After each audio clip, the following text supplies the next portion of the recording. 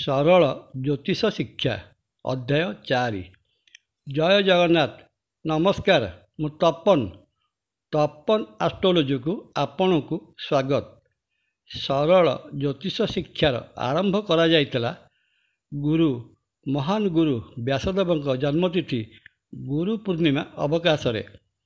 ସାଧାରଣ ଲୋକଙ୍କଠାରୁ ଦୂରେଇ ଯାଉଥିବା ଏହି ମହାନ ଜ୍ୟୋତିଷ ଶାସ୍ତ୍ରର ଆବଶ୍ୟକତା ଆମର ଦୈନନ୍ଦିନ ଚଳଣୀରେ ବ୍ୟାପକ ଭାବରେ ବ୍ୟବହାରରେ ଆସିଥାଏ।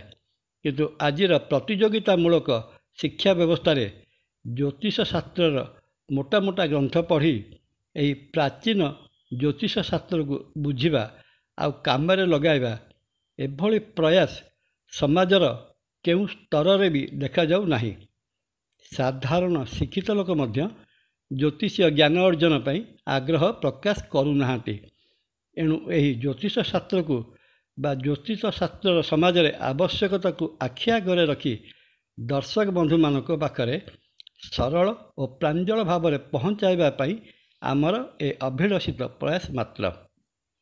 ପୂର୍ବ ଅଧ୍ୟାୟରେ ଆମେ ଜାଣିଥିଲେ ଯେ ଆଜିକା ଯୁଗର ବିଜ୍ଞାନ କହେ ପ୍ରାୟ 13-14 ମିଲିୟନ ବର୍ଷ ତଳେ ସଂସାରର ସମସ୍ତ ଶକ୍ତି ଏକ କ୍ଷୁଦ୍ର ବିନ୍ଦୁରେ ସମାହିତ ଥିଲେ।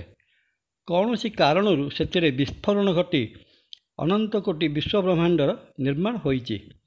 ସେହିପରି ଆମ ସନାତନୀ ବା ହିନ୍ଦୁ ପୌରାଣିକ ଗ୍ରନ୍ଥ କୁହେ ଯେ ଓଁକାରର ପ୍ରଚଣ୍ଡ ଶବ୍ଦରୁ ବିଶ୍ୱବ୍ରହ୍ମାଣ୍ଡର ନିର୍ମାଣ। ସେ ଯାହା ହେଉ, ଏହି ମହାଜାଗତିକ ପ୍ରଚଣ୍ଡ ବିସ୍ଫୋରଣରୁ ନିର୍ମିତ ଅନନ୍ତ ମହାଶୂନ୍ୟ ଆକାଶ, ତା ଭିତରେ ଅଗଣିତ ନକ୍ଷତ୍ର, ଗ୍ରହ, ଉପଗ୍ରହ, ଧୂମକେତୁ ଓ ଅନ୍ୟାନ୍ୟ ଆକାଶୀୟ ପିଣ୍ଡ ଭରି ରହିଛନ୍ତି। ଆମ ସୌରମଣ୍ଡଳ ଭଳି ଅର୍ଥାତ୍ ସୂର୍ଯ୍ୟ, ଚନ୍ଦ୍ର, ପୃଥିବୀ ପରି ଅସଂଖ୍ୟ ସୂର୍ଯ୍ୟ, ଚନ୍ଦ୍ର, ପୃଥିବୀରେ ଆକାଶଟା ପରିପୂର୍ଣ୍ଣ। ଏହି ମହାକାଶକୁ ଇଂରାଜୀରେ କସ୍ମସ୍ ବା ନାକ୍ଷତ୍ରିକ ଜଗତ ବୋଲି କୁହାଯାଇଥାଏ। ଆମର କଳ୍ପନାର ସମ୍ପୂର୍ଣ୍ଣ ବାହାରେ ଚିନ୍ତା ଓ ଚେତନାର ସାମାନ୍ୟ ବାଲିକଣିକାଟାଏ ମଧ୍ୟ ଆମେ ଏପର୍ଯ୍ୟନ୍ତ ଅନନ୍ତ ମହାଶୂନ୍ୟ ବିଷୟରେ ଯୋଗାଡ଼ କରିପାରି ନାହୁଁ।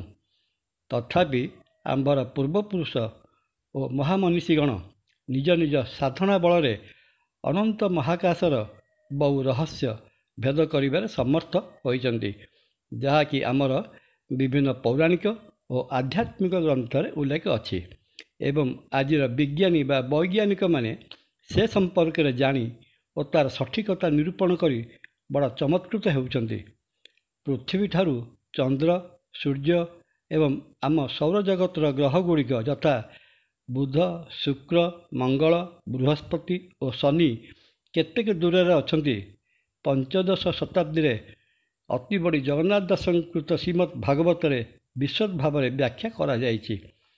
ଏହିଥିରୁ ସ୍ପଷ୍ଟ ଅନୁମାନ କରାଯାଇପାରେ ପୂର୍ବକାଳରେ ଆମର ପୂର୍ବପୁରୁଷ ଜ୍ଞାନ ଅର୍ଜନରେ ଆମଠାରୁ କେତେ ଆଗରେ ଥିଲେ ଓ କେତେ ଜ୍ଞାନୀ ଥିଲେ।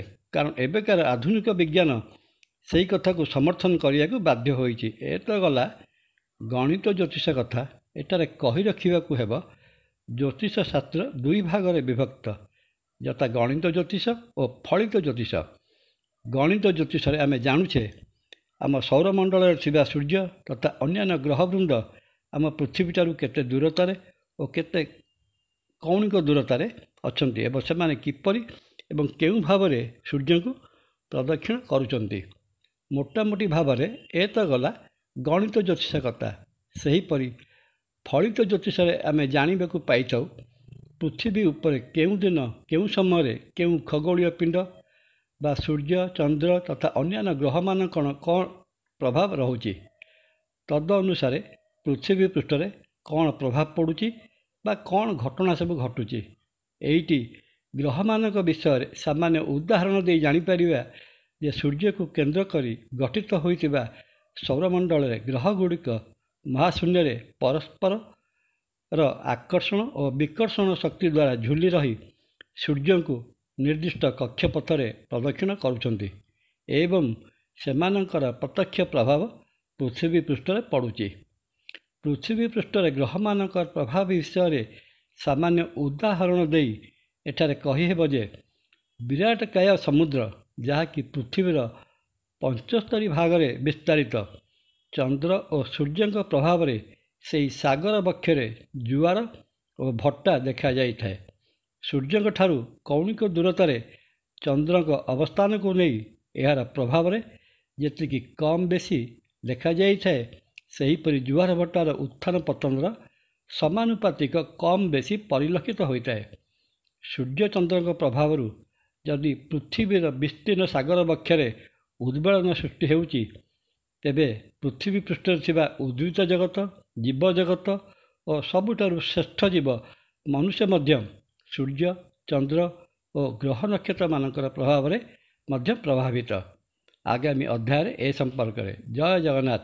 ନମସ୍କାର। ତପନ।